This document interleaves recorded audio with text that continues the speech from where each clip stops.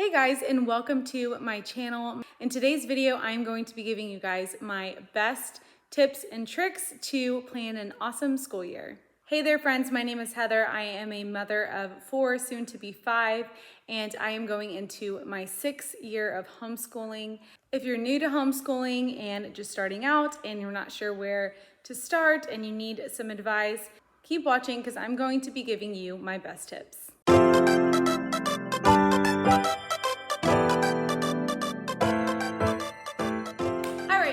So here are a few of my best tips for planning an awesome homeschool year. They are in no special order. They are just off the top of my head and I'm gonna give them to you. So the very first tip I have for you is to plan out your school year with a bird's eye view. So I don't technically plan every small thing that we're doing for that year. I don't plan week by week. For a whole year. I do plan week by week, but I don't plan it for the entire year because that can sometimes be a little overwhelming and unrealistic. I talk about being realistic a lot in a lot of my homeschooling videos because I think it's a great intention to have all these great ideas and to want to get all these fun projects done, but really when you're in the nitty-gritty of it and you're in the every single day of homeschool, it just sometimes doesn't work out the way you plan. So to give yourself a little grace and to be realistic with yourself is a really great thing to keep in mind. So that being said, plan out your homeschooling year with a bird's eye view. So what does that look like for me? So for me, I print out the year calendar that we are homeschooling. And if you're watching this is in August, and I know a lot of you homeschooling moms, especially if you're new, are maybe starting with the new school year. And that is something that I did do in the very beginning of our homeschooling journey, but now I have switched to more of a year-round schedule. So I won't plan out my schedule for this coming year for us until the end of November. But this is our plan, our planner year for last year.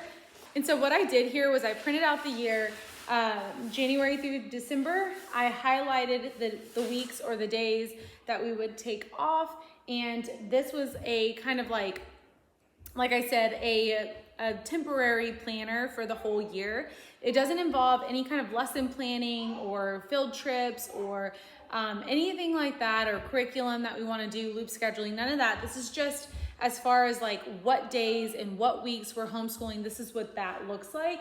So I do the 4-week on, 1-week off approach. And then in the middle of our school year, I take a month off, so 4 weeks. So that's something that has worked for me for the last 2 years that I really like. It's something that I will stick with until I see that maybe it doesn't work with the new season of our life. But for now, that's what we love and that's what we're doing. Okay, so another part of planning out for your year is planning out some fun things that you're wanting to do. And this is kind of like my second tip plus my third tip. So my second tip would be to get a planner so that you can plan out your weeks and you can put in your planner the things that you want to do that week that maybe you want to get to. So like if you do loop scheduling or something like that, you can put it in your planner so that you can make sure that you're following along with that. Okay, so something that I like to do in my planner is plan out the school year. Fun things that I want to get to. I usually give myself 3 field trips. Sometimes they change, sometimes we push them back, sometimes they just don't happen, but I like to give myself that option. That way I know that I'm getting in some kind of activities outside of our everyday homeschool environment for them to be able to do. Another thing that I like to put in my planner for the school year are fun projects that I want to do. So last year in my planner, I put down that I wanted to teach them how to crochet. So that was something that I bought in the beginning of the school year and making sure that I had all the materials so that when the time came for that project, I actually wanted to teach it to them because I didn't have to run out to the store and grab any of the materials. So if you're planning small projects or big projects, I would suggest making sure that you grab all of the materials that you need, keeping them stocked and ready to go. That way when the project time actually comes, you have everything there and you're not scrambling around to grab all the materials. And then by then, maybe you don't even want to do it. So make sure that you plan out all the projects, all the homeschool trips, and put them down in your planner. A little advice is to make sure that you're not planning more than a handful of trips because they can be hard to manage, especially when you have more than one or two children like me. I'm a mom of 4, I'm pregnant with my 5th. So if I'm planning 5 field trips for that school year, that's gonna be a little difficult to do, and it may not be something that I want to do when the time comes. Okay, so my next tip, I guess this is tip number 4 now, is to be more of a minimal homeschooling mom, teacher. This is something that I live by not only in my homeschool room, but in my entire house. I don't like clutter. I don't buy a bunch of junk. It's just not something that is in my DNA. I just can't handle it. So it's not something that I do in my homeschool room either. A minimalist homeschool supply list would look like paper, pencils, crayons, curriculum, a pencil sharpener, a marker board, a chalkboard, expo markers, those types of things, maybe a bin to put all the curriculum in if you don't have like a desk or a shelf, things like that. I don't buy any like fun erasers or like paper clips or staplers, tape, paint, anything like that. I just don't buy unless we have a project and we actually need those things. I don't keep an entire bucket of craft supply because I personally am not a crafty homeschooling mom. I don't do a ton of crafts with them. It's just not something that I do. If they want to do a craft, then I will come up with one with the things that we have, such as the construction paper or random things that we have laying around the house, and that's how I do that. So I choose to keep more of a minimalist homeschool room, just to keep things simple and easy for myself.